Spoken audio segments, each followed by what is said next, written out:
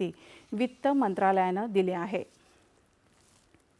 परराष्ट्र व्यवहार मंत्री एस जयशंकर यांनी काल अबुधाबी इथं संयुक्त अरब अमिरातीचे उपपंतप्रधान आणि परराष्ट्र व्यवहार मंत्री शेख अब्दुल्ला बिन झायेद अल नहयान यांच्याशी चर्चा केली।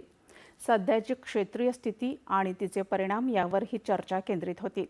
भारतीय समुदायाची सुरक्षा आणि कल्याण यासाठी संयुक्त अरब अमिराती सरकारच्या सहकार्याबद्दल त्यांनी आभार मानले।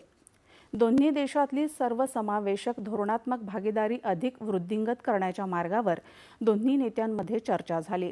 तसंच द्विपक्षीय सहकार्याचा आढावा घेण्यात आला।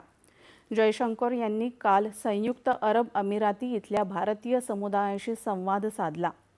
पश्चिम आशियातल्या सध्याच्या तणावाच्या स्थितीत भारतीय समुदायाच्या सुरक्षिततेबाबत केंद्र सरकारनं वेळोवेळी केलेल्या प्रयत्नांबद्दल त्यांनी यावेळी माहिती दिली। अशा कठीण परिस्थितीतही भारतीय समुदाय तिथल्या स्थानिक जनतेला देत असलेल्या सहकार्याचं त्यांनी कौतुक केलं।